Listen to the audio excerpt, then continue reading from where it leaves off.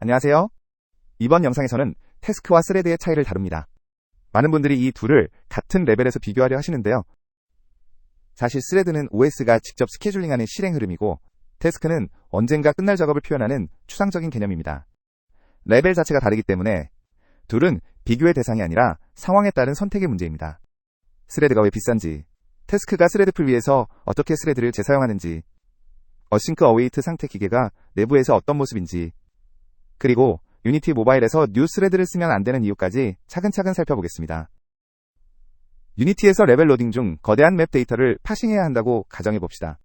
메인 스레드에서 돌리면 5초 동안 화면이 얼어붙을 테니 이런 생각이 들 수 있습니다. 스레드를 50개 만들어서 병렬로 처리하자. 코드 한 줄이면 되는 것처럼 보입니다. 그런데 이 코드는 저사양 안드로이드 단말에서 OOM, 즉 메모리 부족으로 죽거나 CPU를 100% 써도 작업이 훨씬 더 오래 걸리는 결과를 낳습니다. 이유가 두 가지입니다. 첫째, 뉴스레드 하나를 만들면 가상 메모리 1MB짜리 콜 스택이 잡힙니다. 50개면 스택만으로 50MB가 사라지는 거죠. 모바일 게임 프로세스에서 50MB는 치명적입니다. 둘째, 모바일 CPU 코어는 기껏해야 6개에서 8개입니다. 스레드 50개는 8개 코어에서 컨텍스트 스위치만 시킵니다. 컨텍스트 스위치는 CPU 레지스터를 저장하고 복원하는 과정인데 스위치할 때마다 캐시가 날아갑니다. 병렬성은 0, 2고 오버헤드만 쌓이는 겁니다. 스레드는 일꾼이고 태스크는 작업 지시서입니다.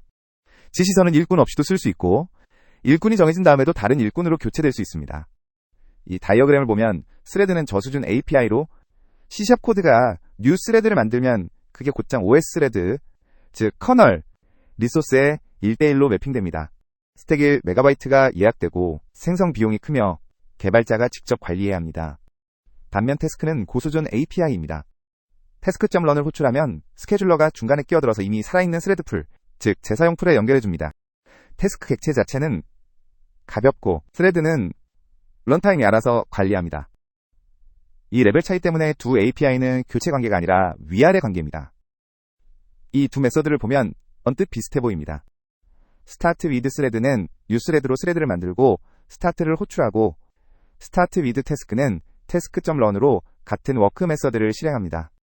하지만 내부적으로는 완전히 다른 경로를 탑니다. IL, 즉 중간 언어로 컴파일된 결과를 보면 이 차이가 선명하게 드러납니다. 스타트 위드 스레드의 IL을 먼저 보겠습니다. 6번째 줄에 new obj 시스템 스레딩.스레드가 있는데 이 한 줄이 스레드 객체를 힙에 할당합니다.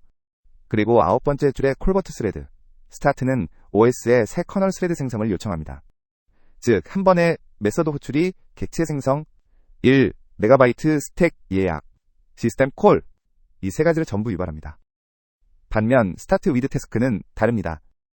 17번째 줄을 보면 태스크 런을 스태틱 콜로 호출할 뿐입니다. 이 안에서 런타임은 이미 살아있는 스레드풀 워커 스레드의 큐에 작업을 밀어넣습니다. 스레드 생성 자체가 없습니다.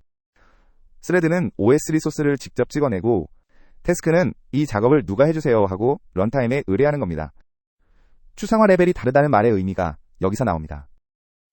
태스크가 가볍다는 말의 본질은 태스크 객체가 싸다는 게 아니라 그 뒤에 있는 스레드풀이 스레드를 재활용한다는 사실입니다.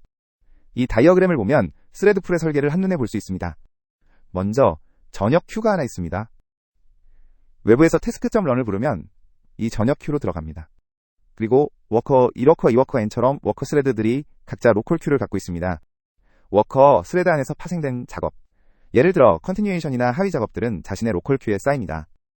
로컬 큐는 라이포 방식이라서 최근 작업이 CPU 캐시 위에 그대로 있어 지역성이 좋습니다. 자기 로컬 큐가 비면 워커 2처럼 다른 워커의 큐 꼬리에서 작업을 훔쳐옵니다. 이게 워크 스틸링입니다. 락 경합을 줄이면서 부하 불균형을 해소하는 방식이죠. 덕분에 태스크 100만 개를 만들어도 살아있는 OS 스레드는 코어 수에 가깝게 유지됩니다. 스레드 100만 개를 만들려면 스택만으로 1TB가 필요하고 OS가 그냥 거부합니다. 스레드 풀을 한 줄로 정의하면 이렇습니다. 런타임이 프로세스 시작과 함께 소수의 워커 스레드를 미리 만들어두고 태스크.런이나 q 유저 워크 아이템으로 들어온 작업을 번갈아 처리하는 풀입니다. 새 스레드를 만드는 비용, 즉 스택 할당과 커널 호출을 최초 한 번만 치르는 셈이죠. 태스크.런 내부도 결국 이 스레드풀 큐 위에서 동작합니다. 태스크.런의 동작 방식에서 중요한 것이 하나 있습니다. 태스크.런 안의 코드는 항상 스레드풀 워커 스레드에서 실행됩니다. 유니티도 예외가 없습니다. 그래서 7번째 줄처럼 task.run 람다 안에서 status text 같은 유니티 API를 건드리면 예외가 납니다. 백그라운드 스레드에서 유니티 API를 호출하면 안 되니까요. 그런데 11번째 줄의 애프터 버전을 보면 상황이 달라집니다. await task.run으로 백그라운드에서 계산하고 await 뒤인 15번째 줄에서 status text.text를 건드립니다.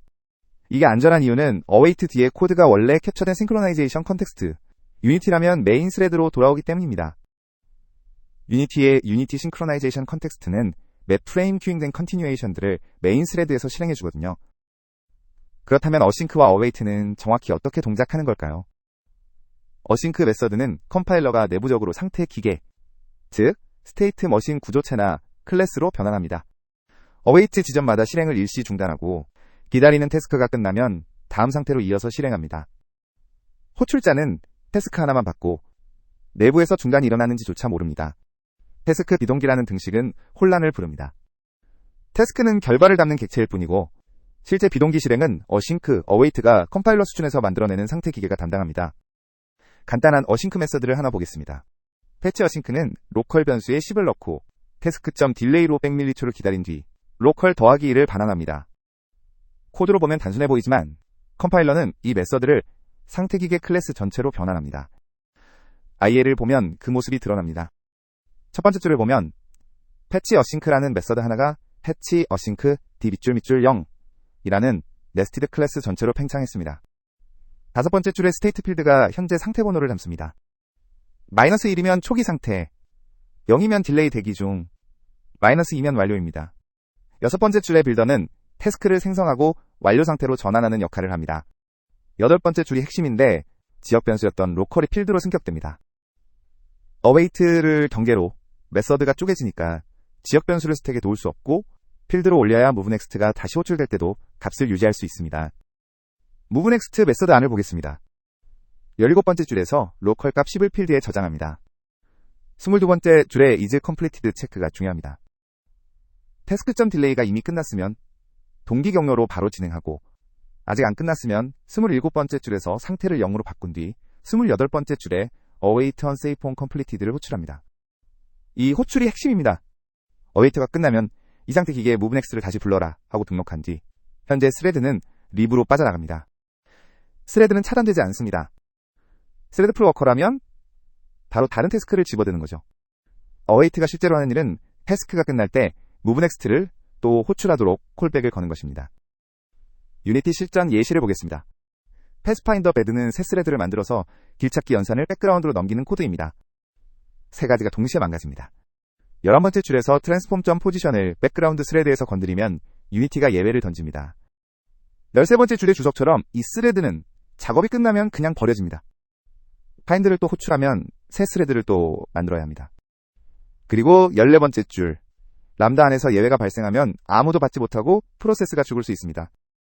스레드 생성 비용, 유니티 API 제약 위반, 예외 불안전성, 이 세 문제가 한꺼번에 터집니다. 이제 올바른 버전 패스파인더 굿을 봅시다. 10번째 줄에서 태스크.run으로 무거운 길찾기 연산을 스레드풀 워커 스레드에 넘깁니다. 어웨이트가 완료를 기다리는 동안 메인 스레드는 차단되지 않습니다. 어웨이트가 끝나면 14번째 줄의 transform.position 코드가 다시 유니티 메인 스레드에서 실행됩니다. 안전합니다. 그리고 19번째 줄처럼 예외가 발생해도 캐치 블럭에서 깔끔하게 잡을 수 있습니다. 태스크.run 안에서는 유니티 API를 절대 만지지 않습니다. 필요한 입력은 람다의 값으로 가져가고 결과만 배열이나 구조체로 돌려받는 것이 핵심입니다.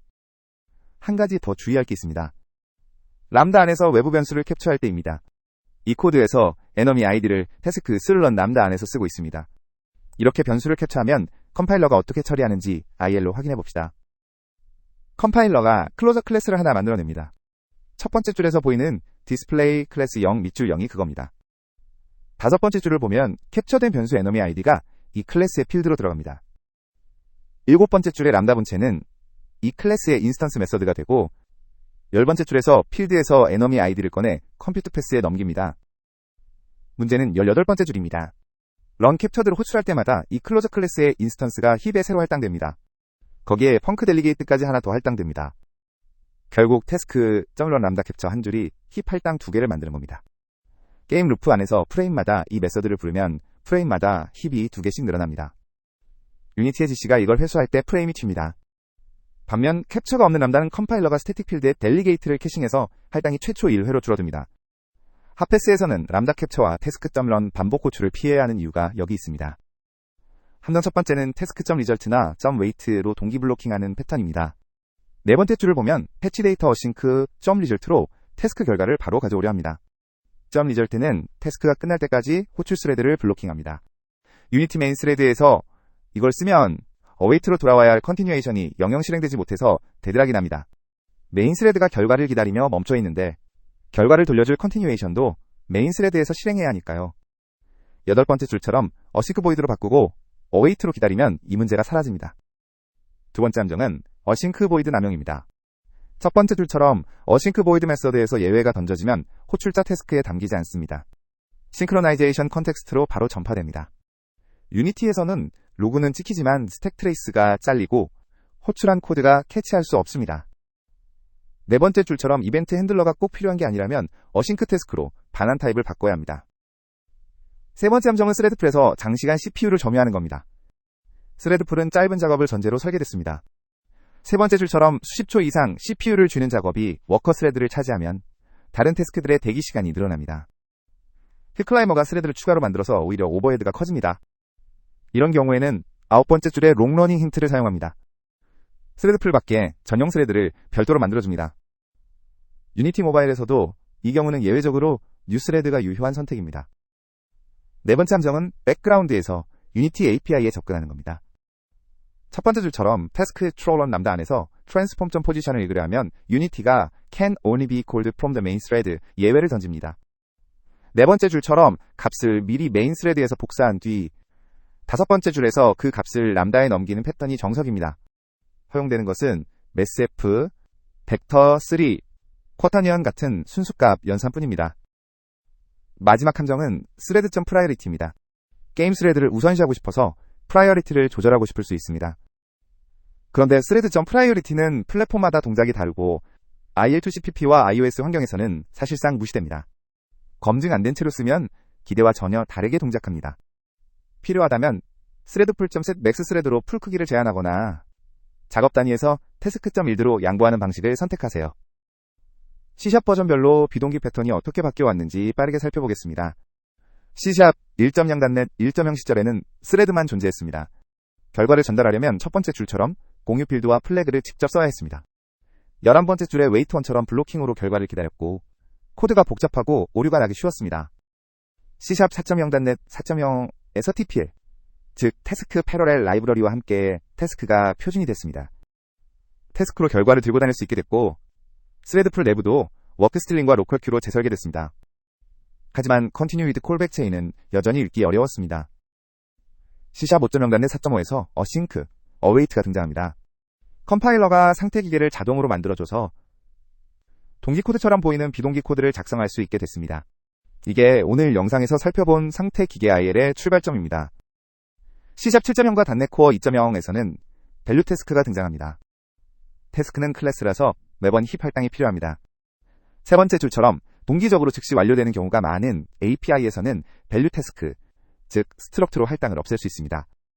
같은 파트의 밸류 태스크 편에서 자세히 다루겠습니다. 마지막으로 .NET 6과 C# 10에서는 웨이트 어싱크 같은 API가 추가됐습니다. 타임아웃을 태스크 자체에 걸 수 있게 됐고 태스크 API가 실전에서 필요한 기능을 대부분 흡수하며 완성됐습니다. 스레드 API는 이 시점 이후 사실상 레거시가 됐습니다. 정리하겠습니다. 스레드는 OS 스레드 래퍼이고 태스크는 끝날 작업의 추상입니다. 비교가 아니라 레벨이 다릅니다. 뉴스레드는 스택 1MB와 커널 스레드 생성을 유발하므로 모바일에서는 거의 항상 잘못된 선택입니다. 태스크는 스레드풀 위에서 돌고 스레드풀은 워크스틸링과 로컬 큐로 스레드를 재사용합니다. 유니티 실전 패턴은 무거운 CPU 연산을 await task.run으로 넘기고 UI는 await 복귀 후 건드리는 겁니다. 핫패스에서 람다 캡처와 task.run 반복 호출은 GC 스파이크를 만드니 주의하세요. 오늘 영상이 도움이 됐다면 구독과 좋아요 부탁드립니다. 감사합니다.